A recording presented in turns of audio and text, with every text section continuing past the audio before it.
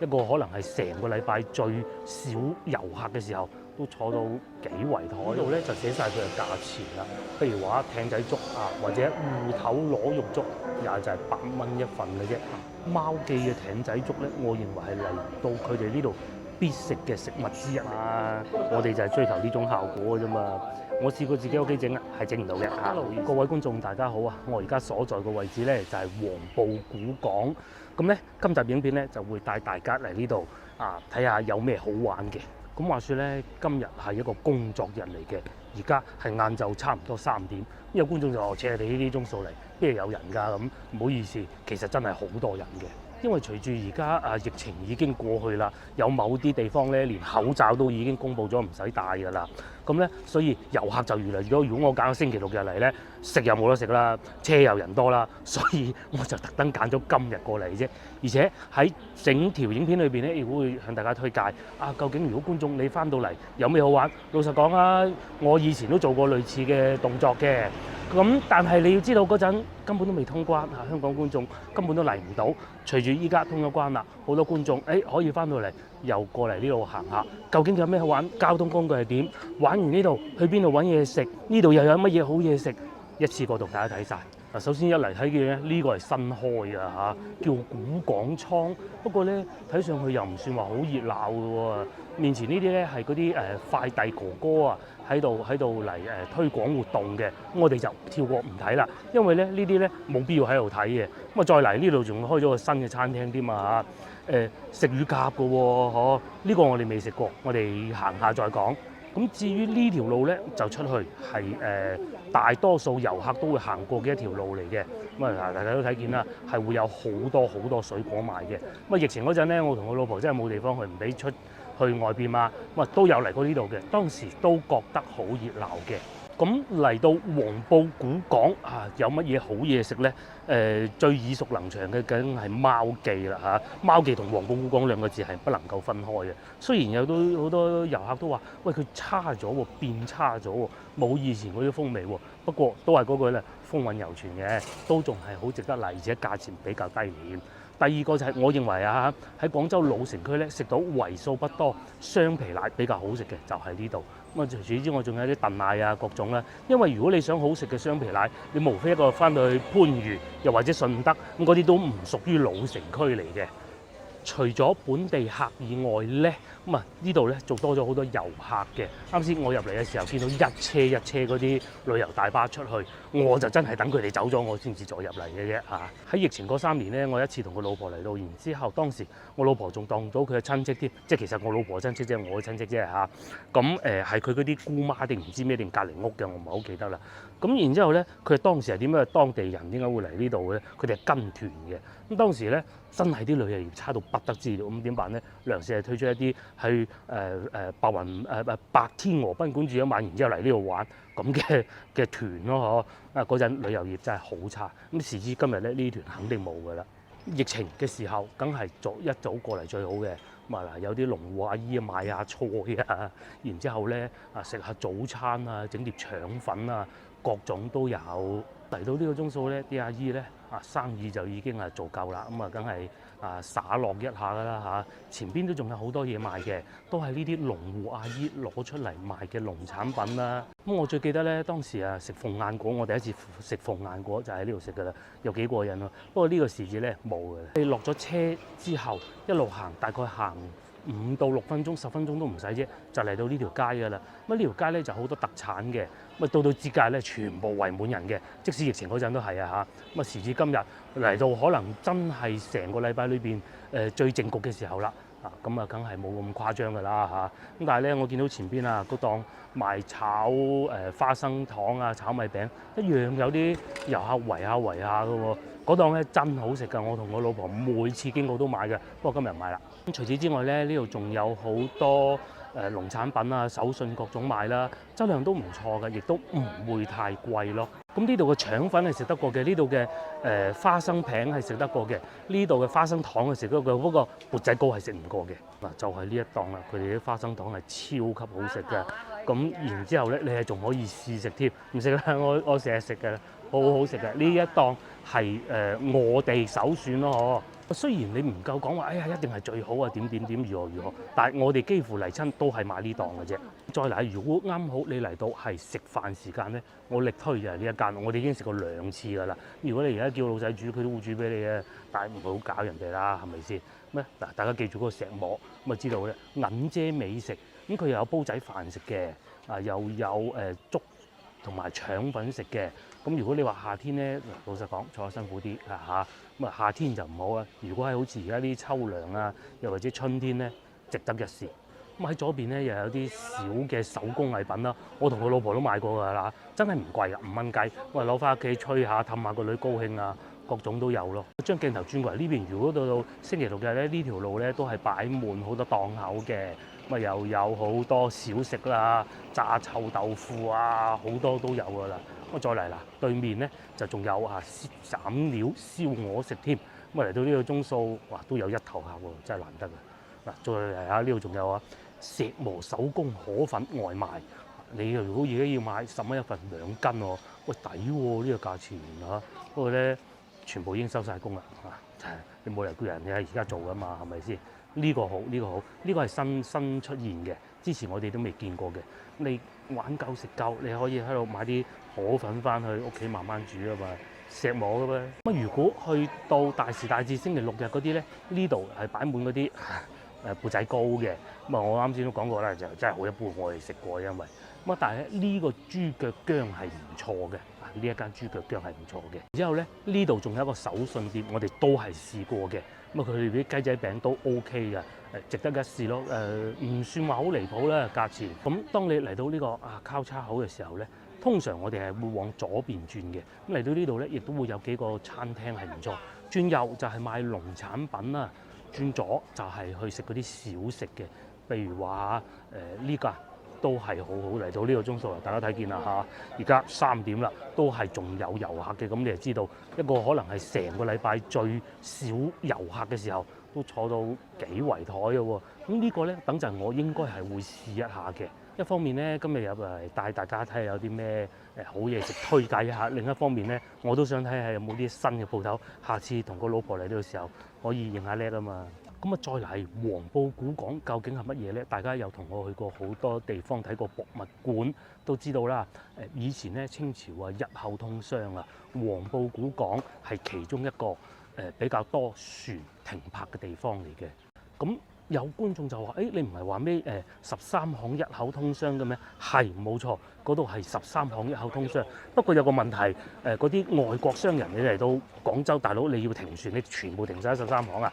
而且咧嗰度水淺，你停唔得好多嘅。咁咧佢哋啲船就停過嚟黃埔古港呢度啦。當你食完呢個雙皮奶薑撞奶之後咧，繼續沿住呢條路行，前面見到黃埔古村，咁就繼續行就啱噶啦。咁嚟到呢度咧，我又要同大家講下啲冷笑話啦，就係廣州地名嘅冷笑話。譬如話白雲路唔喺白雲區啦，海珠路其實唔喺海珠區啦，越秀路咧就依家係越秀區，但係以前係東山區啦。其實黃埔中學唔係喺黃埔區，就係面前呢一個啦。廣州市海珠區黃埔中學係啊，佢係位於海珠區，冇錯，呢度係屬於海珠區嘅。咁當你見到呢個黃埔中學嘅時候咧，你就可以往呢邊轉。嗱，好老實講，呢邊咧唔係遊客最多嘅地方。不過通常有時候咧，我同個老婆如果買咗水果啊各種咧，係會過嚟呢度行下睇下食下嘅。咁佢喺呢邊嘅餐廳並唔係太多，遊客大多數都係集中喺啱先嗰個方向嘅。不過疫情就梗係過咗去啦。過咗去之後咧，發現開多咗好多新嘅鋪頭啊，包括我哋面前呢一個公園仔都係啊嚇。我大概2年前嚟過一次啊，爛鬼溶4個字就形容晒啦。嗰啲地板咧用木做㗎，木嗰啲地板踩落去咧就會斷嘅，咁啊成個人跌咗落去就會瓜柴嘅。咁時至今日就整到咁靚啦。面前咧呢度開咗一棵好靚嘅木棉花樹，仲有唔少非裔嘅遊客過到嚟呢度遊玩。嗱，呢度咧就係我啱先所講個公園啦。咁啊嚟到春天啊，啲花開得幾靚，係咪？簕杜鵑啊！咁然之後喺個公園嗰度繼續往前行，我哋嚟到呢個梁氏大宗祠。咁佢呢個祠堂咧，始終係位於旅遊區，其實係可以入得到去嘅嚇。咁但係咧，如果你繼續往呢個方向行咧，其實裏邊冇嘢睇嘅，好似裏邊以前仲有一個茶樓嘅，但係步行都幾遠嘅，咁啊裏邊冇乜旅遊景點嘅。咁至於呢度咧，梁氏大宗祠，仲有個博物館嘅喎，咁然之後咧仲可以預約嘅。咁如果大家嚟到黃埔古港時間係好充裕嘅，我強烈建議大家可以入去睇一下。咁啊，但係喺呢度博物館係比較多。如果你時間唔充裕，冇必要花時間喺度，梗係睇嗰個黃埔古港博物館噶嘛。我哋而家就過去睇睇。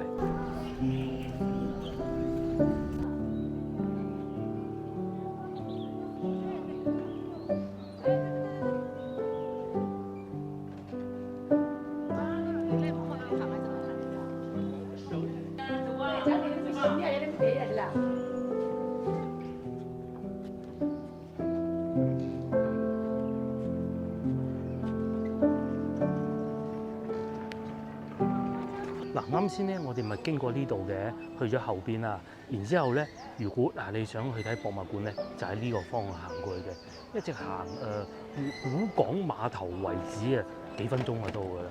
咁然之後咧，我強烈建議大家喺呢度咧，你係可以買啲水果嘅啊。除咗而家我哋面前見到啱先仲有好多噶嘛，買定啲水果，或者咧買定啲雞仔餅。咁咧呢邊咧都仲係有好多嘅。咁啊，大家見唔見到前邊咧有條好窄路咧，穿過咗就會到㗎啦。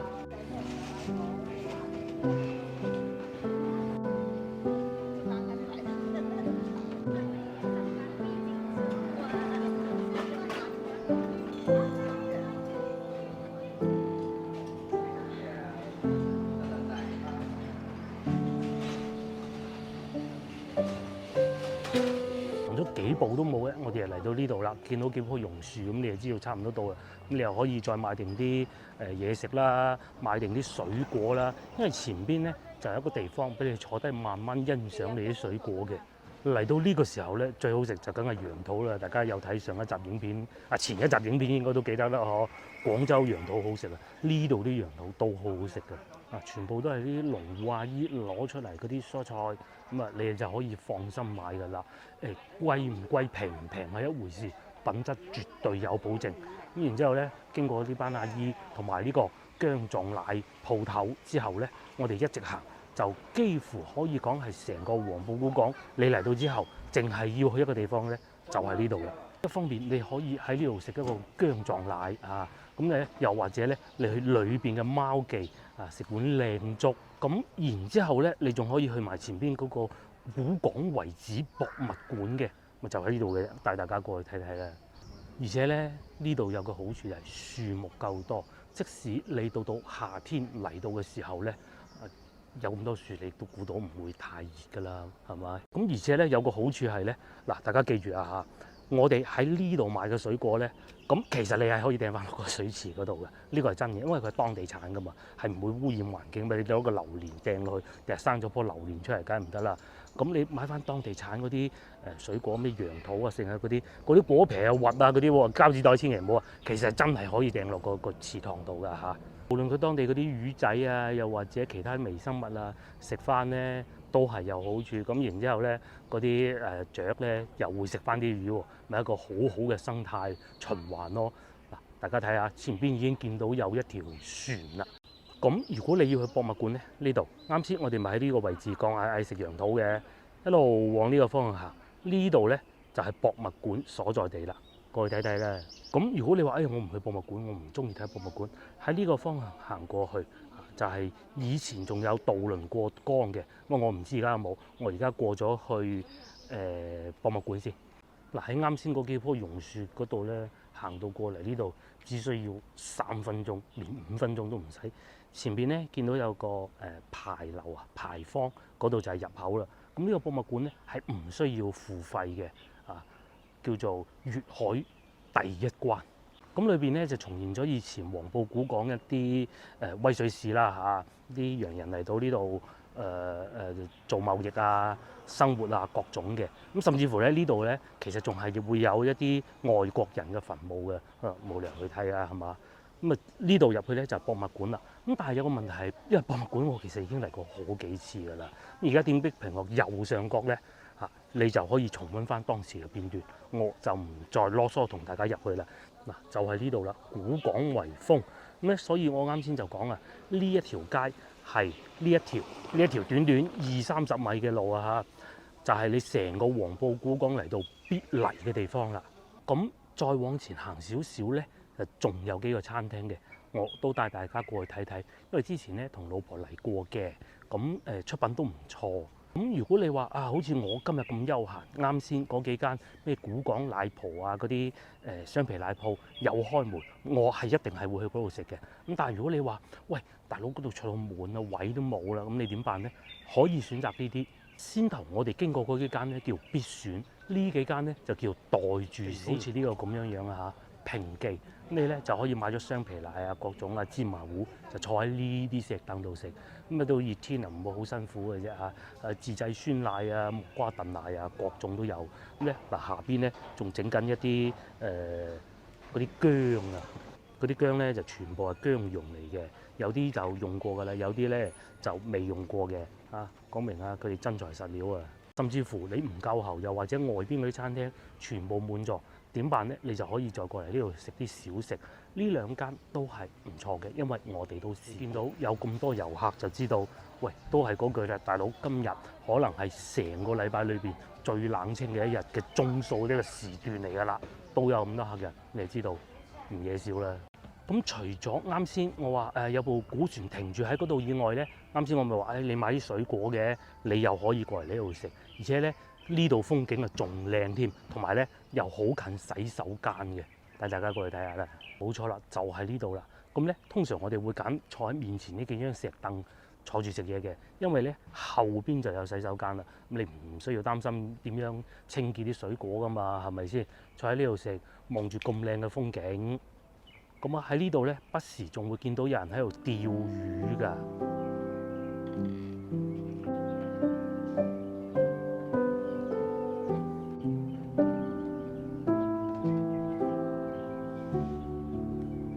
就係咁靚環境啦，你食住呢個靚嘅羊肚啊，剝個金食下，咁然之後咧，你食飽咗啊嘛，喺度坐坐，又或者咧食下嗰啲花生糖，非常之好嘅推介，係咪咧？咁接落嚟呢個環節咧，我就要去食嘢啦。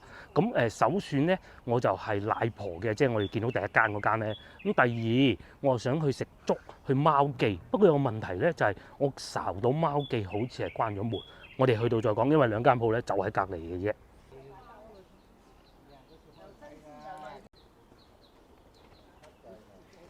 嗱喺過去食嘢之前咧，我過嚟呢度睇下啦。呢度咧就係有個石基渡口嘅，咁係可以過得到對面㗎。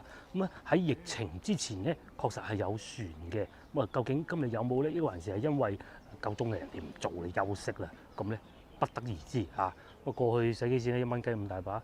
據說啦，過到對面咧，以前我講嘅係仲會有一啲碌鵝食嘅。咁究竟時至今日有冇咧？我建議大家唔好搏啦。如果你係嚟到，哇！我好想食碌鵝㗎，咁你過嚟呢度望一望咯，有船過得到去嘅。咁又或者咧，你問下啲阿姨啊，咁佢哋都會有推薦俾得到你嘅。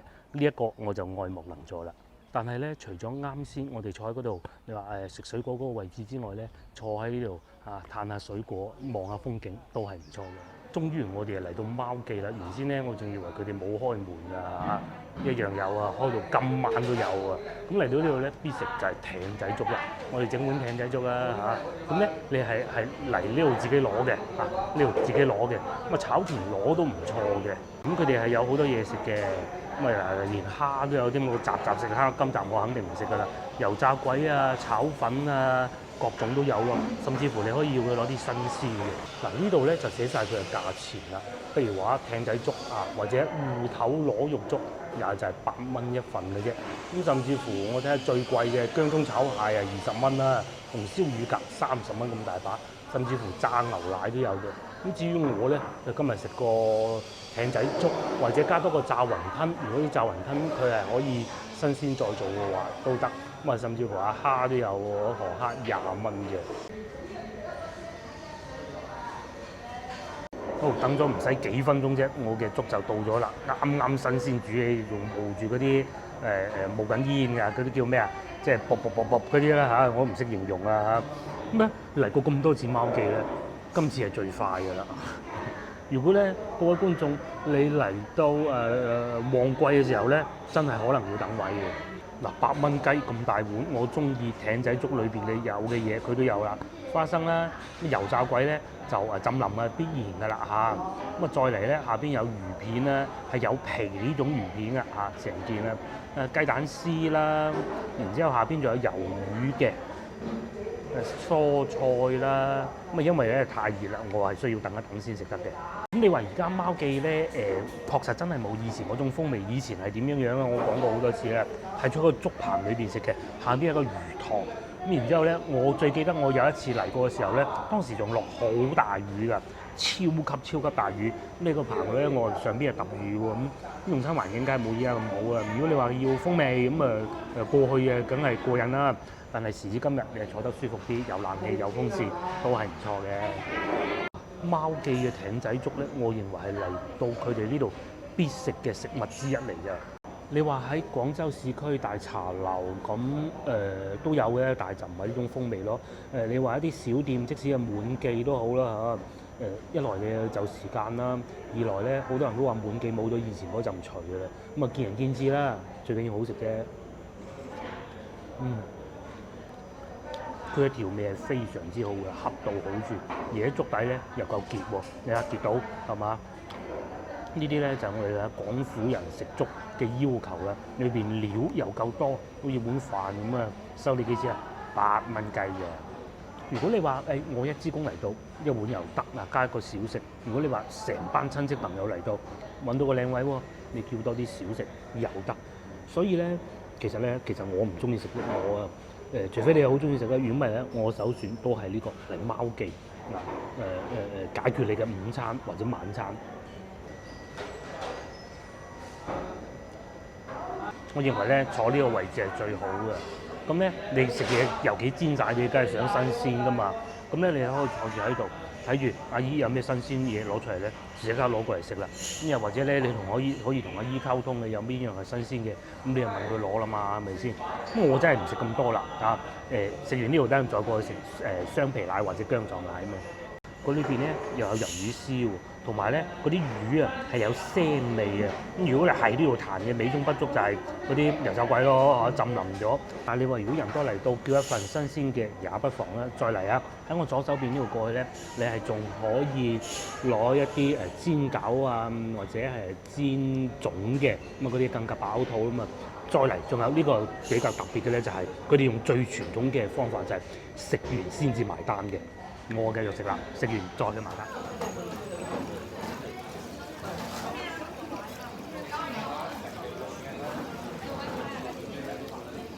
稍等1分鐘啊！哇！我薑撞奶就嚟咗啦，咁咧9蚊雞一碗嘅，現場即刻做。咁佢嘅碗底有少少薑汁嘅，然之後咧坐低咧，嗰個哥哥咧就倒啲奶落去。咁啊薑撞奶好似係唔可以揀凍嘅。咁啊，沖好之後1分鐘就食得㗎啦。撞好咗之後咧，呢1分鐘咧你係唔可以攪佢嘅。咁啊等佢形成咗一種化學反應啦嚇。咁啊再嚟呢度咧，原來都係有其他嘢食嘅。咁啊，譬如話牛初魚啦，嗱啱先我揀咗呢個薑撞奶，雙皮奶10蚊，鳳凰奶糊9蚊。咁啊牛奶布甸都有啦，窩蛋奶大多數價錢咧最貴榴蓮雪糕也就15蚊啫，10蚊12蚊左右。呢啲咧就好嘢食啦嚇。咁啊再嚟，如果你話唔夠厚啊，嗱呢邊仲有一啲炆蘿蔔啊、魚蛋啊、湯圓啊，各種都有嘅。我就唔慢慢到啦，甚至乎啊牛腩撈粉都有嘅。應該食得啦吧？應該食得啦，開始凝固啦，係咪？嗱嚟到呢個鐘數咧4點啦，餐廳非常之多人㗎。咁咧有啲餐廳咧都仲有位啊，你睇佢哋呢度一半上座率都有啊。一方面得天獨厚就喺呢個路口呢度啦，第二個咧出品都要好先得嘅。我諗食得啦吧？嗱睇下佢瓊咗之後咧，係咪好似豆腐花咁啊？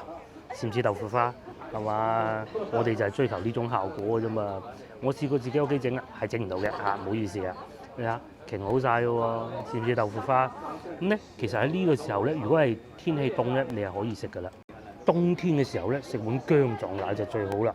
咁但係咧，而家天氣有少少熱，加上我啱食完碗粥，都係再等一等先嚇。好，等咗一段時間應該食得啦。溫度啱啱好，等多咗大概5分鐘到啦。咁咧先食到嘅咧就梗係薑味啦。咁啊話説我個感冒咧其實已經好翻晒啦，再食個薑撞奶補一補，咩都清得乾乾淨淨啦。嗱，擺咗一段時間之後咧，你唔好去刻意去攪勻佢喎，輕輕咁片。咁咧食到奶香味啦，又有薑汁味，唔算太甜嘅，啲咁多。薑汁味好啊！好似呢種現炸嘅咧，我只喺唔係，sorry，係應該係順德食過嘅啫。咁喺邊度我都已經唔記得啦。又係嗰種現場沖嘅落去嘅。你話喺廣州嚟講咧，唔計番禺南沙嗰啲嚇，就真係黃埔古港食得翻嘢。似唔似喺度食緊豆腐花？我都覺嘅。嗱，我食飽飽啦，成個人暖晒。咁咧嚟到呢度咧，呢兩樣嘢咧係必食嘅。咁有觀眾就會問啦，喂，究竟點樣嚟啊？依家就帶大家去睇下啦，講下嚟呢度嘅交通路線。咁再嚟到黃埔古港食完呢樣嘢走好無聊啊嘛，係嘛？咁啊除咗其他嘢以外咧，其實仲有兩個嘅景點㗎。不過而家都帶大家去睇埋佢。嗱，去緊睇交通路線嘅時候咧，阿師傅又開始整緊佢呢個石磨手工河粉外賣啦，10蚊2斤，得喎，就喺呢度整啊！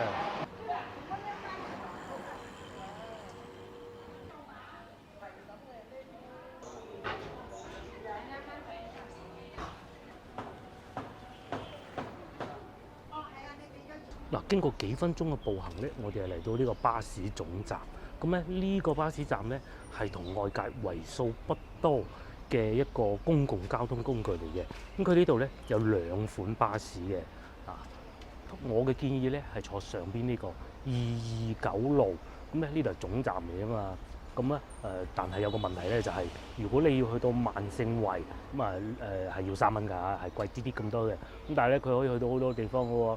譬如話去到怒江又得啦，甚至乎去到中山紀念堂又得啦，又或者喺中途落車大沙頭遊船碼頭又得啦。咁我嘅建議咧係去翻萬勝圍嘅。咁萬勝圍咧就3蚊雞咯，嗬。如果你話我仲有地方要去玩嘅，我嘅建議係坐到去萬勝圍。咁我而家咧就坐去萬勝圍，因為咧喺嗰度你係可以坐一個叫做海珠有軌電車，即係對住珠江河好靚風景嗰種啦。咁然之後咧一路坐到去廣州塔嘅。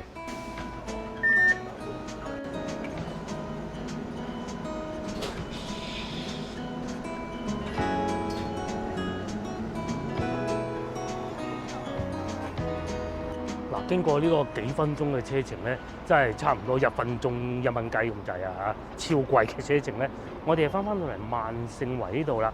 咁咧喺啱先嗰度落車，然之後行去前邊坐海珠有軌電車，咁佢票價平啲嘅，2蚊雞咁大把嘅啫。咁喺呢度咧可以一路坐地鐵去到廣州塔嘅。咁廣州塔玩咩就咁唔使講啦，可以上廣州塔。不過有一樣嘢咧，大家可能唔係好清楚。咁啊，原來咧〜上廣州塔，只要你夠65歲，年滿65歲，用你嘅有效證件，包括國內就梗係用身份證啦，用護照、用回鄉證一樣係可以申請免費上去廣州塔嘅。咁如果你啱先喺黃埔古港玩得唔係好夠喉，然之後咧你又 book 咗嗰度嘅飛嚇，你就可以喺呢度坐有軌電車一路去到廣州塔，咁啊唔使錢喎。至於你話要錢，我嘅建議係冇必要上嘅啫嚇，但係唔使錢喎，咁啊大晒㗎，唔使錢係咪先？依家就帶大家過去體驗下，亦都去到廣州塔嗰度咧，教下大家點樣申請呢個免費上廣州塔嘅流程嘅。嗱，我哋就喺呢度入去啦。咁啊，萬勝圍係一個咩地方咧？就係地鐵8號線嘅總站，地鐵公司所在地啊。附近最好玩嘅就係黃埔古港啦。咁如果外邊大塞車啊，你坐有軌電車一樣係可以暢通無阻去到廣州塔嘅。我哋入站先。嗱，啱先就講過啦，佢2蚊車飛嘅。咁第一你可以直接拍羊城通入去，第二你係用紙幣都可以入嘅。不過我冇理由用紙幣咁蠢噶，我就直接拍卡入去啦。你係可以咧嚟到呢度先買飛又得嘅。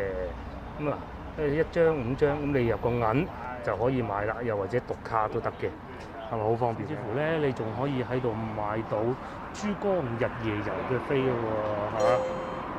車到啦，我哋慢慢先玩。就係呢個啦。請勿越出黄字安全線，先下後上，小心列車遇站台之前的空氣。往廣州塔方向嘅列車馬上入站，請勿越出路程。哇！咁快就上到嚟架車度啦，超級舒服。以前咧，佢哋係上到車先拍卡嘅，咁啊而家又改咗啦。咁啊喺嗰個好似坐地鐵咁，直接入站，掃你嘅羊城通就可以入到站。幾快開車！而家呢個鐘數係4.8個字。嗱，又睇去到廣州塔需要幾長時間咧？下一站琶洲塔。The next station is Bajo Pagoda。Bajo Bridge South。上車嘅乘客請在車門處刷卡或掃金套。Canton Tower, the terminal of this journey。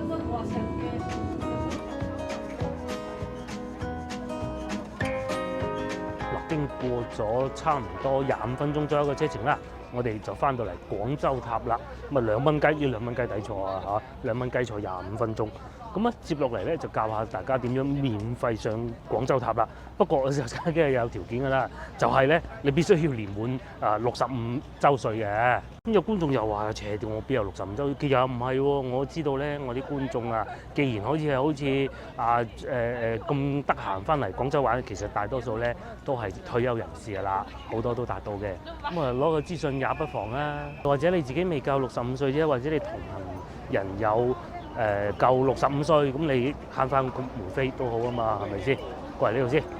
首先咧，你打開WeChat 啦嚇，微信啊，咁啊小程序個名就叫做廣州塔。咁然之後咧，你喺度揀預訂門票，預訂門票。咁咧嚟到呢度，見到呢個咁啊啱啦。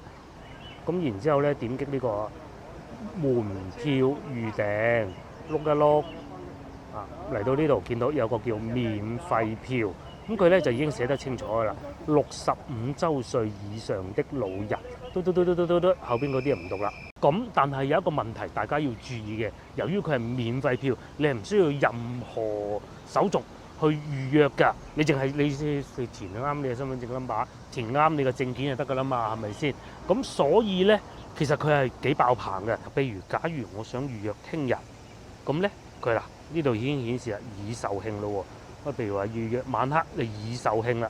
咁咧，如果你再撳到去後日，隨便一個嗱，已售罄啦，係咪？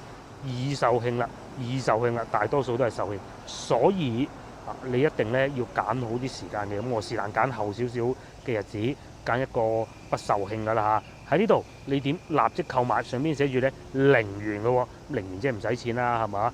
嗱，重點就喺呢度啦。